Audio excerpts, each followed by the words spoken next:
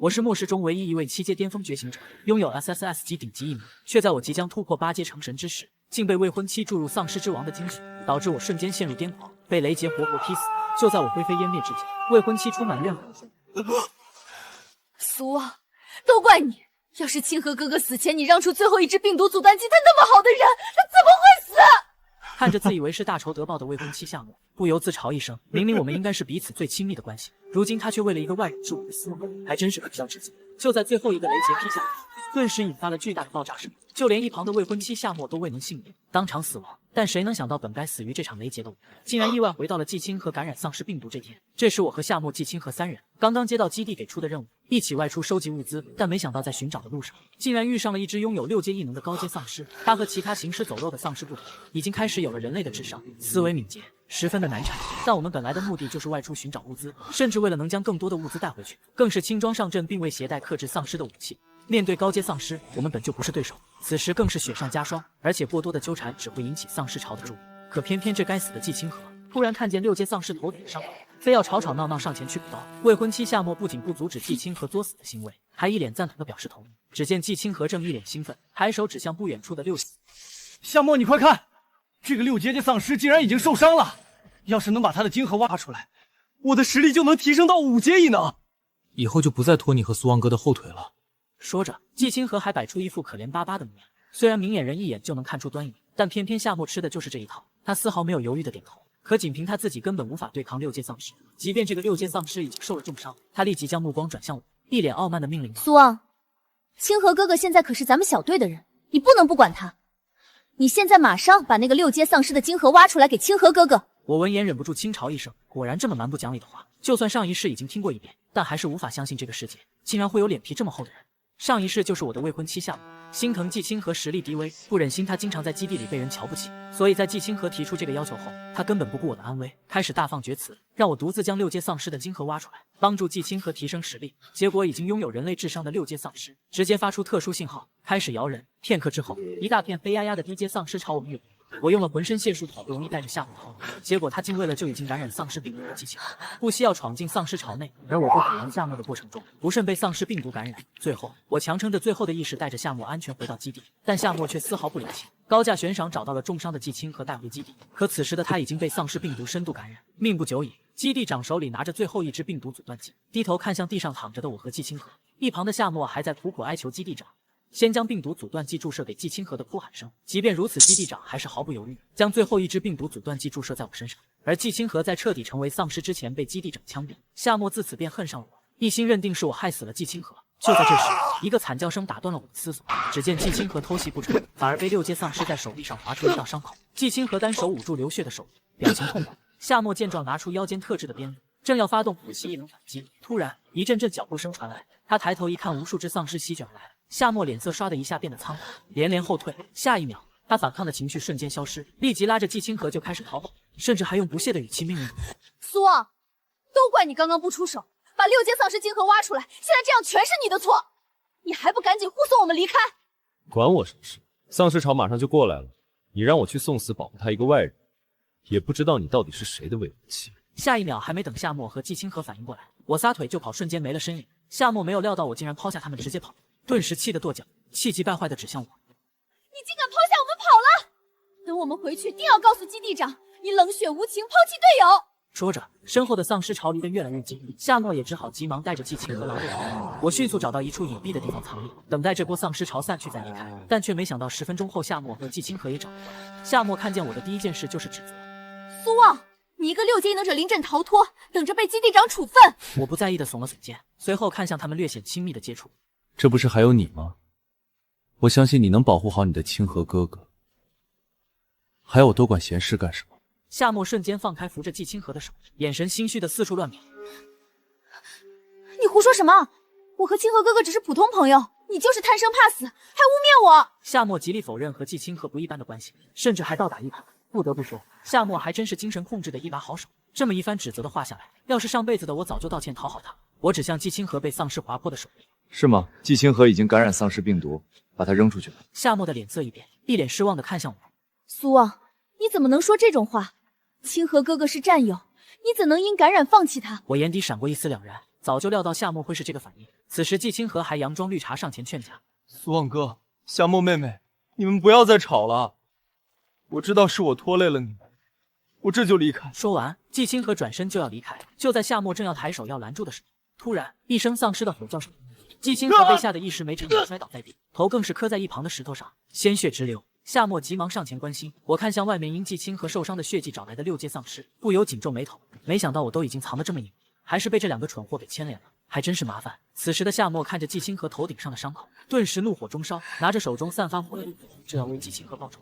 你伤了我的清河哥哥，我要杀了你！说着，夏沫就将手中的鞭子6阶丧尸甩过去。这一边他几乎使了全身的力气，挥着极大的鞭子在6阶丧尸的身上，但他前进的步伐却连停都没停。只见6阶丧尸一把接住带着火焰的鞭子，轻轻，夏沫手中的鞭子瞬间失手，身子也向前踉跄了好几步。尽管夏沫的异能早就达到了6阶，但却极少出来执行任务，导致他根本不知道如何对抗丧尸。此时被夏沫拼命保护的季清河正躲在角落里瑟瑟发抖，嘴上却还在虚伪的关心夏沫。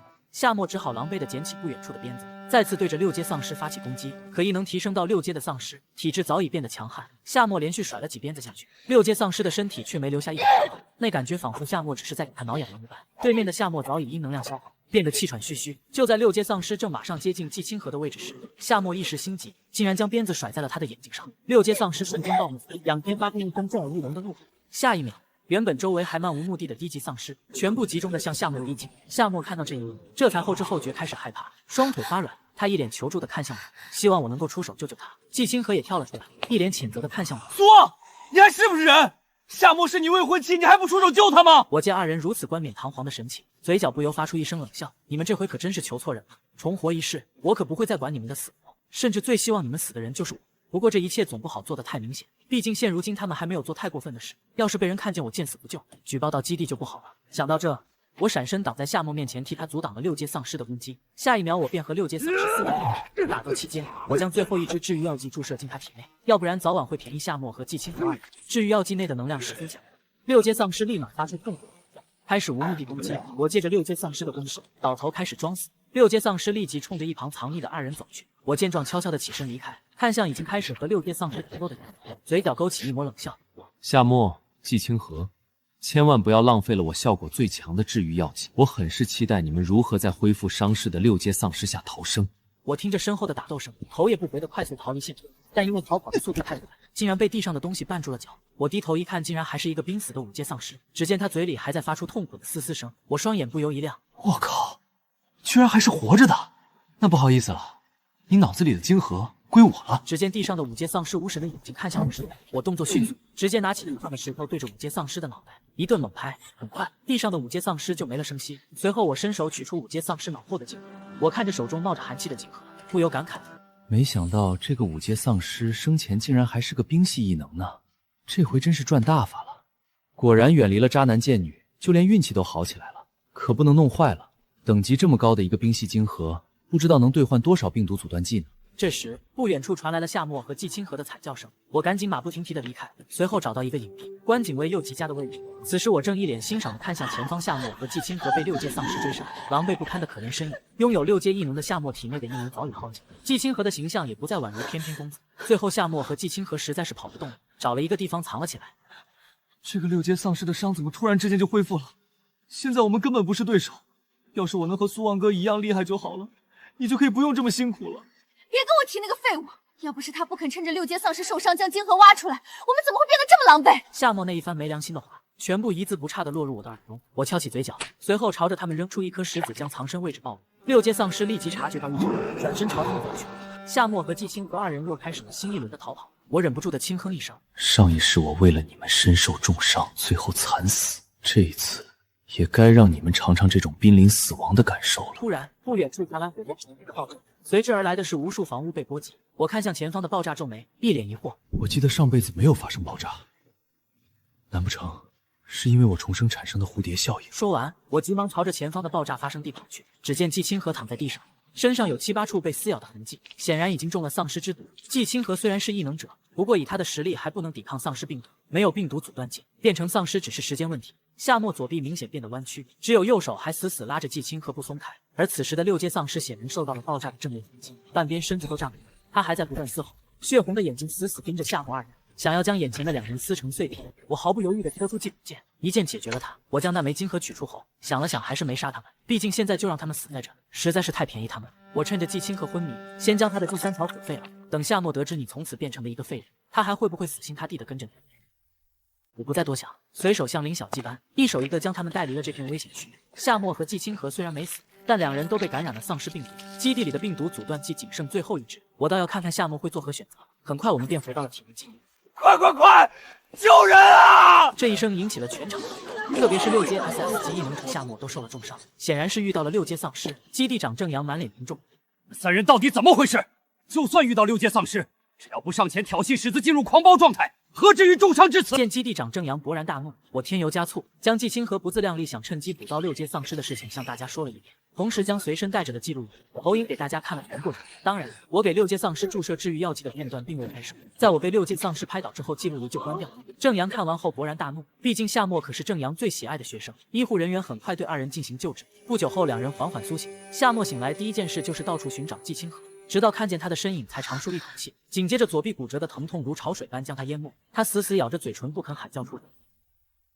夏沫，到现在还惦记着这个季清河，要不是这个废物，你怎会落得如此下场？先不说你如今手臂已经骨折，光是你体内的尸毒都会渐渐将你的异能蚕食干净。闻言，夏沫眼中浮现苏望，都怪你，要不是你不挡下6阶丧尸，又怎会变成如今这个样子？夏沫眼神死死地盯着我，好似我做了什么伤天害理的事情一般。他举起没有受伤的右手指向我，临阵退缩，抛弃队友，你这个叛徒！老师，快将这个叛徒抓起来！我还没说话，围观群众却看不下去，纷纷出言讥讽。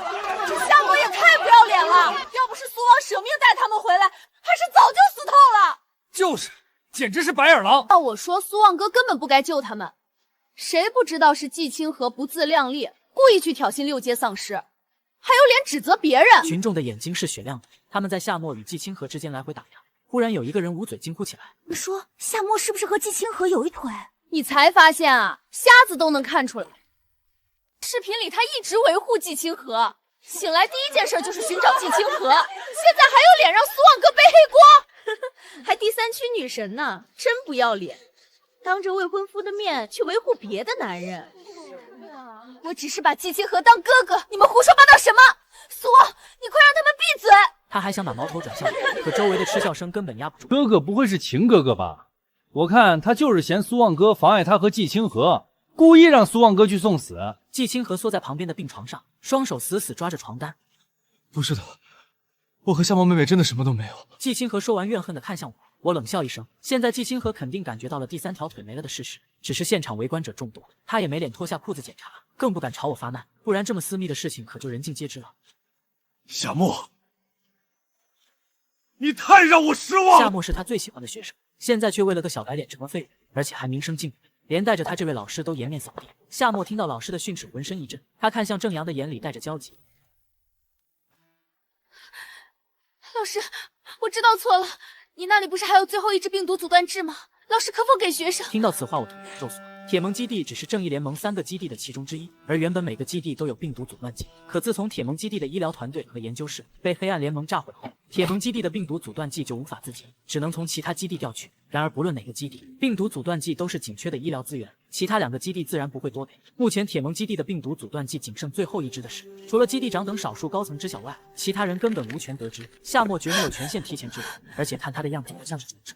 唯一的解释是那场爆炸之后，夏沫莫名其妙有了前世的记忆。郑阳显然也起了疑心，死死地盯着夏沫，但终究是曾经最疼爱的学生。几秒后，他还是将最后一支病毒阻断剂交给他。夏沫拿着唯一的病毒阻断剂，却为难起来。我轻笑一声：“这病毒阻断剂只有1支，你和季清河都被感染了，你不会对季清河见死不救，对吧？”夏沫听完此话，摇警察官：“前世我为救下夏沫，差点死在6阶丧尸手中。”郑阳停顿了一下，夏沫像抓住救命稻草一样，急忙爬到郑阳脚边：“除非什么？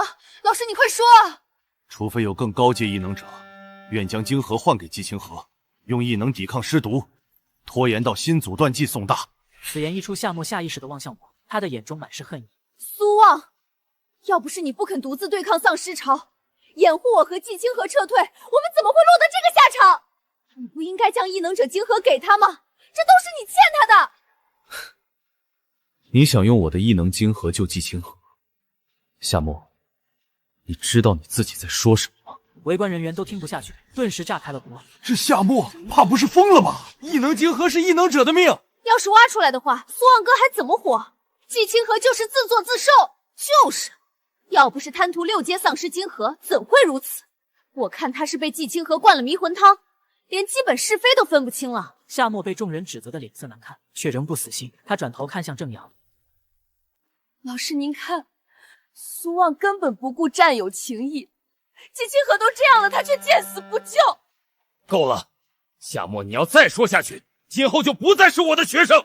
夏沫从未见过最疼爱他的老师发这么大火，他的声音颤抖：“老师，我只是想救季清河，他快要不行了。”救他？你想救他，却要毁了苏望。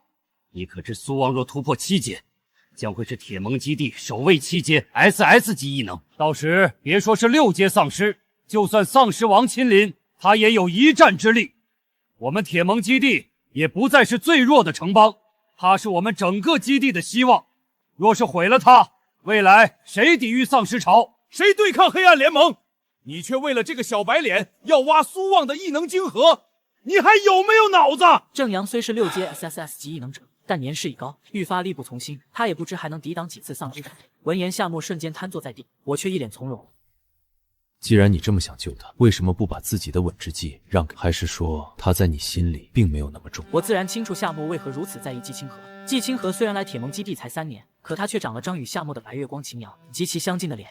我和夏沫、秦阳自幼一起长大。秦阳性格开朗，好奇心强，总想外出探险。我儿时性格较为内向，夏沫自然更爱和秦阳玩耍。他整天围着秦阳转，谁都能看出来他对秦阳的心意。我对他的喜欢只能默默藏在心底。正义联盟规定未满18岁禁止离开基地。17岁那年，秦阳带着夏沫偷偷跟随采矿队溜出基地。若他们能按时随队返回，也不会出事。但初次离开基地的2人早已用尽威胁，不慎闯入危险区。秦阳为掩护夏沫撤退，被丧尸群撕碎。这件事对夏沫的打击极大，他消沉了很长时间。在基地里，少男少女一旦成年就会缔结婚约，法定结婚年龄也改到了18岁，就是为了人类能够壮大延续下去。夏沫最终选择与我缔结婚约，可结婚的日期却迟迟没有定下来。我知道他心里的痛，也愿意给他时间，所以这些年来我对夏沫无微不至。我执行任务找到的一切好东西，第一个想到的就是送给他。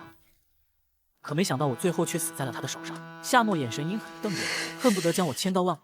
夏沫既想要保住自己的命，又不想失去季清河，就像以前一样，既要我送他的资源，又要和季清河暧昧不清，真是狗改不了吃屎。我好心提醒夏沫：夏沫，你还在犹豫什么？你的季清河弟弟再不注射病毒阻断剂，可就要变异了。果然，经过一滴血，朝着季清河看去，他此时的眼睛已经开始泛红。夏沫咬着牙将唯一的病毒阻断剂注入季清河体内，全场顿时一惊，不少人用怪异的眼神偷偷观察我的反应。我顿时笑了起来。哈哈哈哈！夏沫，季清河的性命在你眼中竟比自己还重要。既然如此，我也不会强人所难。在此，我宣布，我苏望与夏沫的婚约就此作罢。呵呵，可惜你与季清河做不成夫妻了，以后就做姐妹吧。苏望，你就为了这点小事要和我解除婚约？夏沫，难道你不想解除婚约吗？不怕你的季清河哥哥伤心啊？好，退婚就退婚，以后就算你跪下求我，我也不会再嫁给你了。我诡异一笑，见目的已经达到，也懒得再多待下去。那就祝你们有情人终成眷属，百年好合。说完，我大步离去。回到住处，我就选择了闭关。前世我在重伤出狱的情况下，仅用1枚5阶丧尸晶核就突破到7阶。如今我拥有2枚晶核，能提升到何等地步，令我期待。在2枚晶核的加持下，仅用1周的时间，就成功突破到了7阶异能者巅峰，距离8阶成神仅有1步之遥。这段期间，我听说夏沫的状况越来越糟，要不是因为他是6阶 SS 级异能，恐怕早已经发生了变异。现在每天都有人盯着他，如果他真的变异，结局唯有一死。这天，夏沫敲响了我的房门，我开门一看也愣住了。此刻的夏沫与往日肤白貌美的形象天差地远，他肤色暗黄，黑眼圈浓重，一见面就厉声质问我：苏望，为什么季清河最近总躲着我？是不是你跟他说了什么？你怎么这么恶毒？是不是就见不得我和他亲近？我们已经没关系了，你再胡闹也要有个限度。夏沫，我和他说什么？你觉得以季清河的性格需要我挑拨吗？我上下打量如今宛如吸干了精气的夏沫，嘴角露出不屑的笑容。而且从小在铁盟基地长大，为基地立下无数功劳，更是铁盟基地唯一的 SSS 级异能者，郑阳自然会优先救我。而来铁盟基地不足3年的季清河，完全是他咎由自取。没想到我的未婚妻夏沫却对我怀恨在心，在我即将登顶巅峰的时候给了我致命一击。那么现在呢？他又要如何选择？季清河眼泪顿时涌出。夏沫妹妹，你用吧，我实力7微，怎么配用这病毒阻断剂？说着，季清河的眼角硬是挤出2行热泪，他一脸神情的看向夏沫，缓缓开口：“只要夏沫妹妹安好，我怎样都行。只是以后不能再陪伴你了。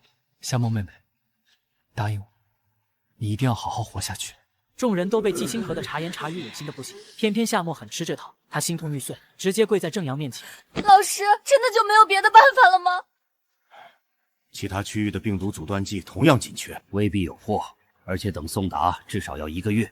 以季清河的实力，根本撑不到那时。除非……夏沫，你觉得你现在这副鬼样子，季清河还会喜欢你吗？若没有病毒阻断剂，你迟早会变成丧尸。你认为季清河还会要你吗？会的，我怎么会变成丧尸呢？不，绝对不会的。老师一定会想办法救我。苏旺，你一定还爱我对吧？快把异能晶核给我，我一定能撑到病毒阻断剂送来那天。季清河，你怎么过来了？不是你想的那样，季清河，你听我说。可他看到身后一个人都没有，刚想朝我发火，踹了他在门外门，周围邻居纷纷出来围观。夏沫没脸再待下去，咬了咬牙便转身离开了。到了下午，基地长郑阳给我、夏沫和季清河发布了最新任务。方舟基地紧急调来100瓶病毒阻断剂，要求我们前往指定地点接应。丧尸末日100年各大区的能源严重不足，飞机只有在10万火急的时候才会动。接应病毒阻断剂这类任务通常只能驾车前往。我们3人坐在车上，各怀鬼胎。夏沫一路上都在埋怨季清河为什么不去看他，季清河只好借口重伤出狱，需要闭关修炼。我不由得瞥了他一眼。短短几天不见，季清河，你居然突破到4阶巅峰异能者了，怕是要不了多久就能超过你夏沫妹妹了。夏沫的异能不断被尸毒侵蚀，如今的境界已大幅跌落。此言一出，季清河顿时慌乱心虚，不敢看夏沫。夏沫脸色又沉了几分。一路上，季清河只能不断的去安慰夏沫，他的脸色这才缓和不少。不久，2人又亲密如初。装甲车抵达指定地点，方舟基地的护送人员已经到，他们把装着病毒阻断剂的箱子交给我，反复叮嘱护送人员，这些病毒阻断剂极其重要，务必安全送回铁门基地。最近附近有黑暗联盟的人活动，你们多加小心。我点头告别，脸色不由得凝重起来。黑暗联盟虽然也是人类组织，但信念与正义联盟截然不同。正义联盟各核心区居住着数百万普通民众，正义联盟的宗旨是保护人类的活路，使人类可以永久延续下去，期盼有一天能彻底消除丧尸病毒，回归家园。而黑暗联盟则相反，黑暗联盟奴役普通民众，建立异能者统治的黑暗帝国。刚回到装甲车上，夏沫就取出病毒阻断剂，迫不及待的想给自己注射，然而却被季清河一把。夏沫，你还是回联盟再注射吧。我试过，注射病毒阻断剂会暂时丧失全部战力，万一途中出事就危险了。病毒阻断剂交给我来保管，保证万无一失。夏沫觉得有理，将那只病毒阻断剂放了回去。季清河迅速将病毒阻断剂箱抱在怀中，眼神时不时的瞥向窗外。我靠在副驾驶座上闭目养神。就在这时，一枚炮弹引我，我厉声大吼：“快趴下！”炮弹直接击中装甲车，连续翻滚了7、8圈才停下来。剧烈的爆炸声几乎要将我们的耳朵震聋。我们3人在车厢里被水喷袭来，脑袋重重撞在金属隔壁。10几名穿着黑灰色作战服的人正举着步枪朝我们疯狂扫射。我看着装模作样的季清河：“你们先走，我来断后。”说完，一脚踹飞车门，如闪电般窜出。作为风雨时间双属性的异能者，我的速度快到子弹连一脚都沾不到。我如鬼魅般在暴徒间穿梭，时间属性异能在体内流转，周围一切仿佛慢放，子弹轨迹清晰可见。光剑横扫，一个接一个的联盟成员扑通倒地，再无生机。等我转头看向装甲车的时候，那里已经变成了一片冰雪世界。我心头一紧，快步走向装甲车。夏沫和季清河皆身受重伤，病毒阻断剂箱已经不翼而飞。呵呵，调虎离山嘛，这小子果然有问题。不过一切都在计划之中。我一把掐住季清河脖子。病毒阻断剂呢？你不是说交给你来保管，保证万无一失吗？季清河被我掐着脖子提离不是我，他双手死死抓住我。你快放开我！不是我，苏旺哥，你快放开我！刚才你对付那些暴徒时，来了一个6阶异能者，我和夏沫姐都不是对手，是他把病毒阻断剂抢走了。苏旺，你难道想杀了他吗？季清河又不是故意弄丢病毒阻断剂的，你到底在闹什么？快给我放开，不然我绝不放过你！我转头看向夏沫，他的头发已经开始脱落，眼睛开始变红。呵呵，这个蠢货，至今还看不清季清河的真面目。反正变丧尸的不是我，你就等着慢慢腐烂吧。轰的一声，我一拳砸在装甲车，连续翻滚好几圈才停下来。季清河和夏沫见状都吓了一大跳，看我的眼神中带上了惊恐。别让我找到任何证据，否则我定将你碎尸万段！说完，把枪放下来。季清河捂着脖子剧烈咳嗽，眼中的怨毒一闪。回到铁门基地，郑阳大发雷霆，差点将我们3人拉出去枪毙。众多高层求情才勉强放过我们。随后，郑阳单独将我留了下来。他眼睛直直地盯着我。苏王，1年前医疗研究室被炸一事，确实有蹊跷，精准爆破，周密撤退，没有内圣绝不可能。季清河正是当初的安保人员之一，我这2天秘密审查了当时的所有人员，当天只有季清河短暂离开。若非你提醒，我根本不会怀疑他。我抬头看向郑阳，他眼中布满血丝，显然这些天为了病毒阻断剂和联盟的事，耗费了不少心力。他又从抽屉里取出一份文件，这是季清河的档案。他3年前加入联盟时，身份信息有多处无法查证。我最近重新审查了异能者档案，再结合医疗研究室爆炸当天的监控记录，种种线索都说明他确实有很大问题。我皱了皱眉。这次接应病毒阻断剂事件，其他人有没有可能泄密？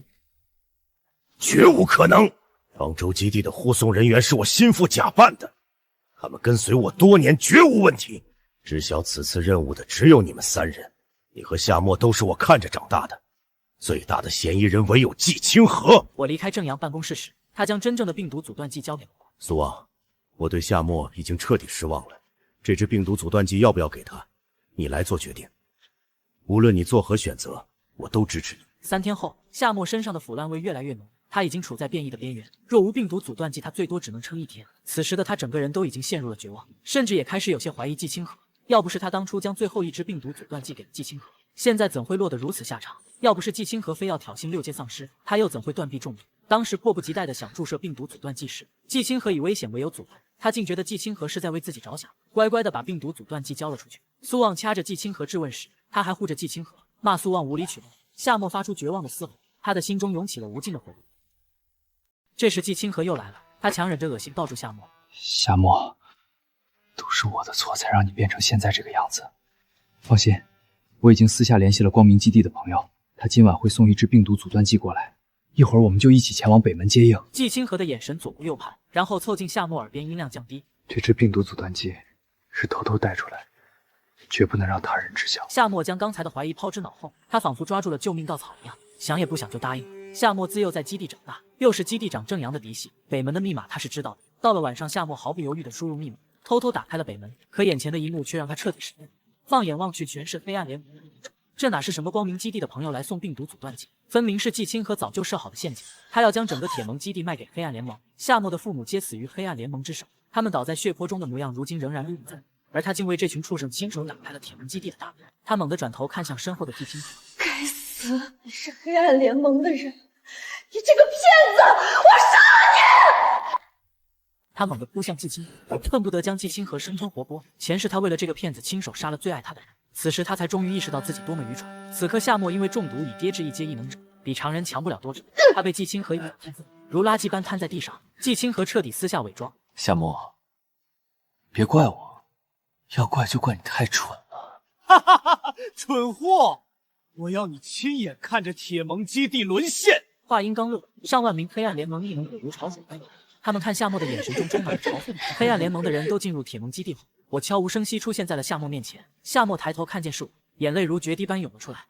快，苏王，黑暗联盟攻进来了！快示警，不然我们都会死！是吗？是谁放他们进来的？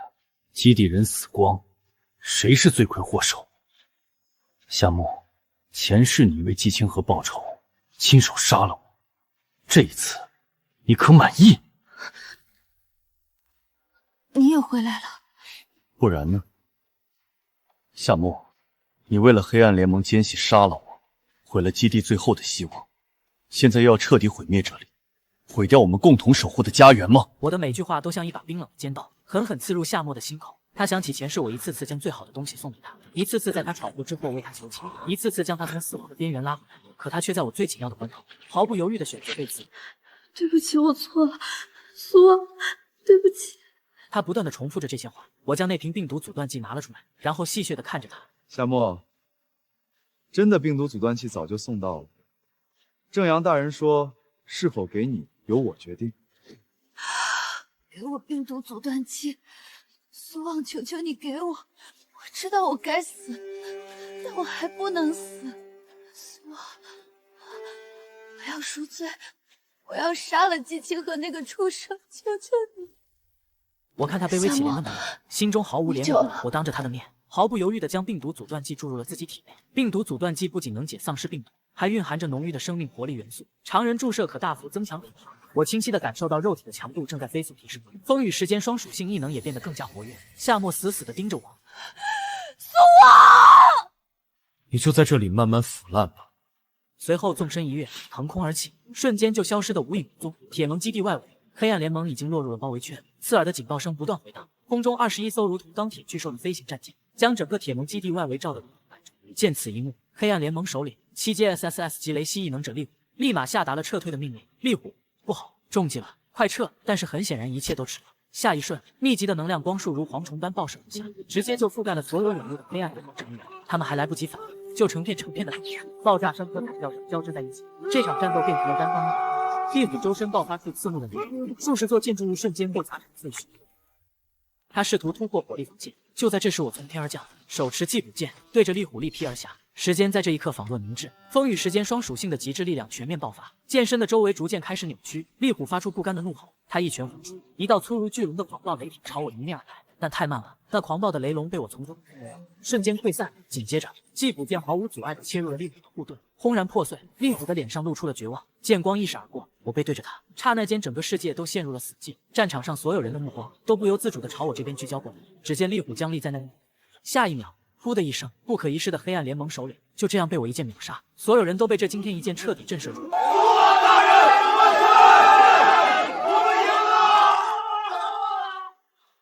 夏沫腐烂的身体因远处震天的欢呼声而剧烈颤抖。苏望大人万岁！每一个字都在提醒他何等愚蠢。他的眼睛在一片欢呼中变红。在他彻底变异后的那一刻，我一剑挥出锋刃结果了他。黑暗联盟的救援战舰姗姗来迟，但毕竟群龙无首，不过10分钟就毫无意外推进。一片混乱之中，我紧皱眉头环顾四周，却始终没有找到季青和那道虚伪的身影。这时，一个脸上脏兮兮的手下拿着微型记录：基地长，不好了！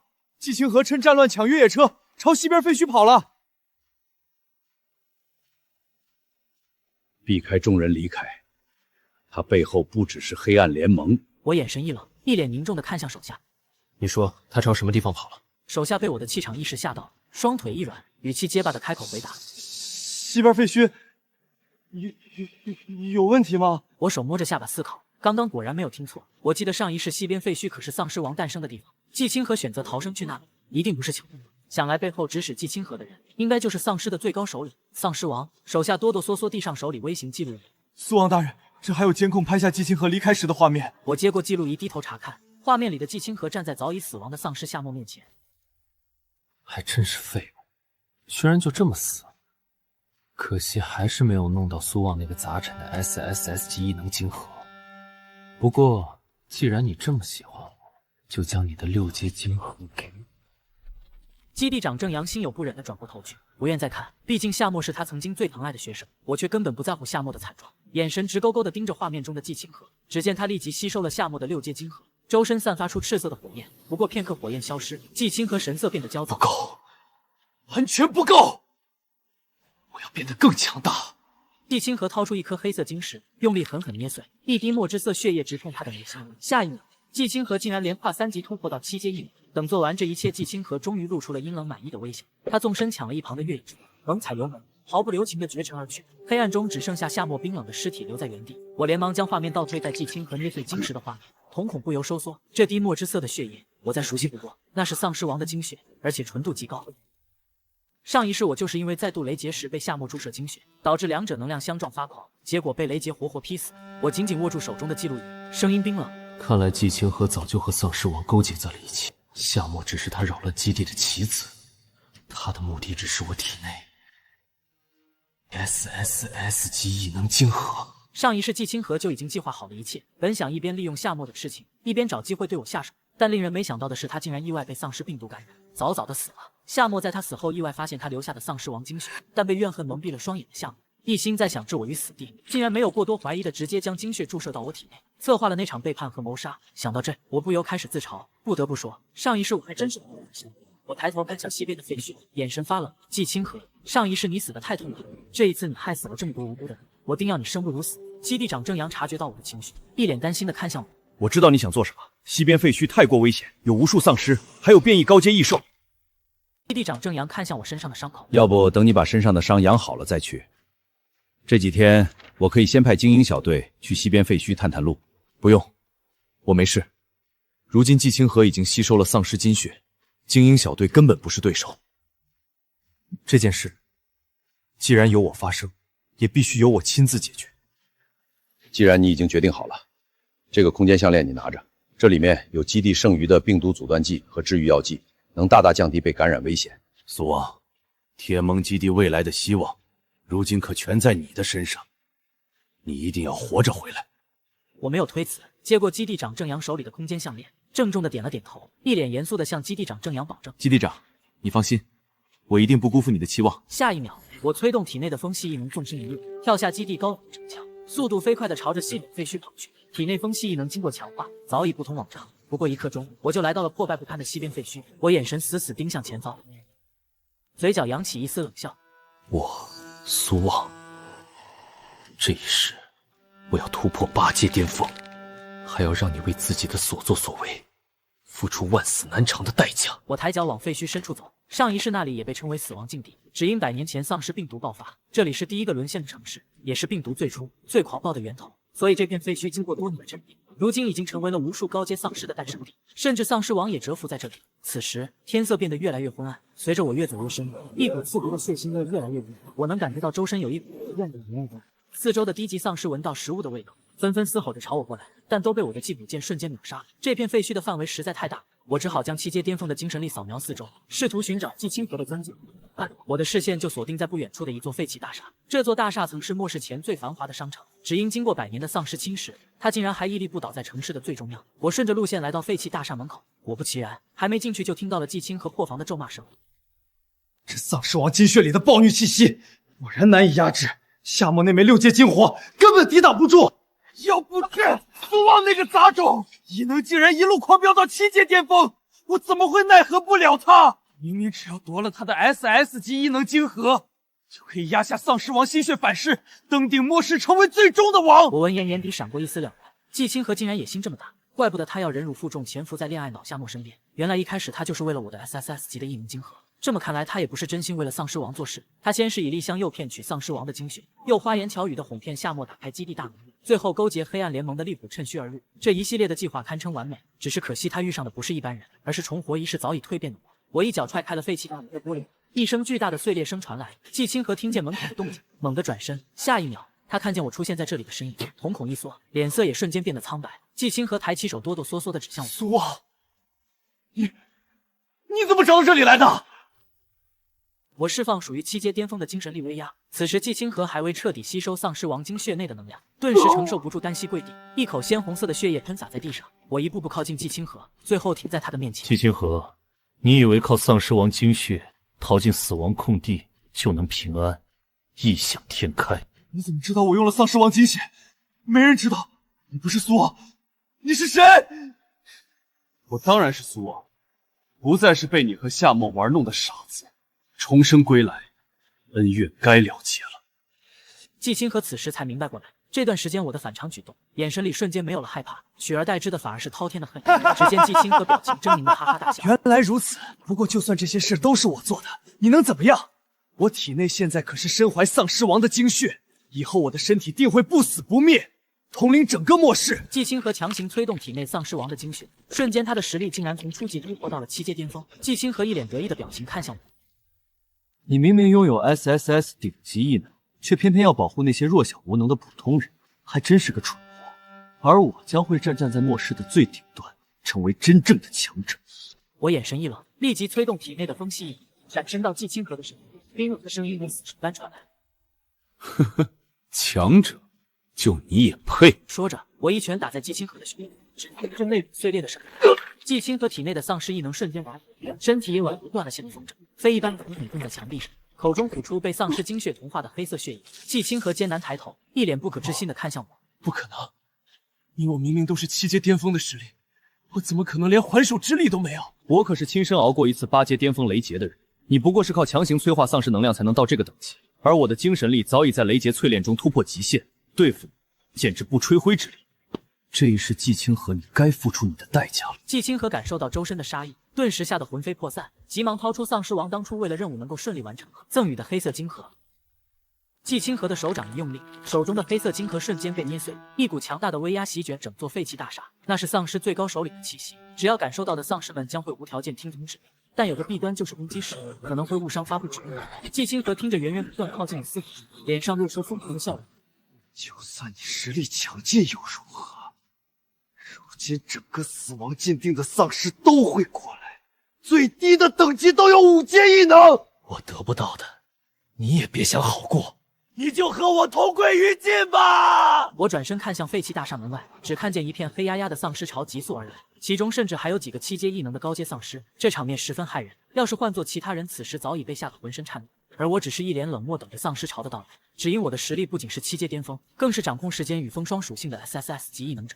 想用丧尸潮对付我，季清河，你还是太天真了。我缓缓抬起右手，立即催动体内时间属性的异能。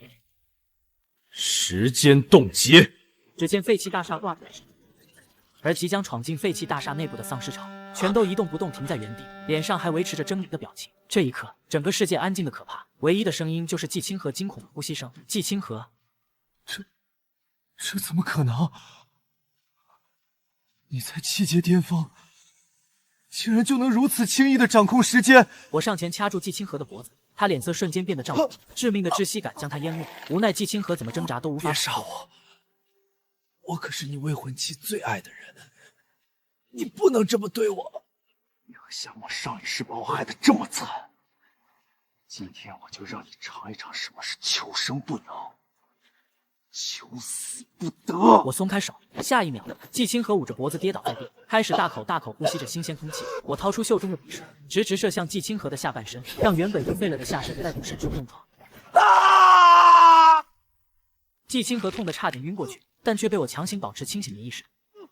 你可不能现在晕过去，要不然游戏就不好玩了。我拎起季清河的衣服墙上，然后轻轻抬手解除一只7阶丧尸的时间禁语。而这只丧尸的异能是力量强化，并且它有一双锋利的爪子，只要被它的爪子划到身体，必定会留下5厘米深的伤口。我控制着这只7阶异能的丧尸，一下又一下的攻击被钉在墙上无法动弹的季清河，但却又不伤及要害，只让他感受到极致的痛楚，以及被丧尸病毒感染的折磨。此时季清河早已被折磨得痛不欲生。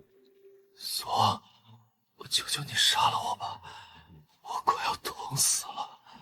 我抬手示意7阶丧尸停下，随后一步步走到季清河面前。他如今浑身都是被丧尸抓伤的伤口，丧尸病毒随着伤口不断扩散，皮肤也渐渐变得腐烂发臭。但因为他体内含有丧尸王的精血，无法彻底变成行尸走肉的丧尸，只能慢慢承受身体上带来的折磨。想死，可没那么容易。你就在疼痛和病毒折磨下，痛不欲生吧。就在季清河的神经彻底崩溃时，地面开始剧烈晃动，废弃大厦外巨大的脚步声传了进来。我急忙出去查看，只见天空乌云密布，废墟内尘土飞扬，一个身高10米的巨型丧尸气势汹汹，大步朝着废弃大厦走来。就连被我用时间冻结的丧尸潮，全都在他的威压下倒在了地上。我感受着周遭恐怖的气息，瞬间明白过来，他就是所有灾难的源头，丧尸群的最高首领丧尸王。他来了！只见丧尸王的大手朝着废弃大厦随手一抓，竟然将原本被钉在墙上的季清河捏在手里。丧尸王大人，别吃我！我是你最忠诚的手下。当初只是利用你的野心，帮我取 SSS 几级异能晶核炼化心血，没想到竟然你连这点小事都做不好。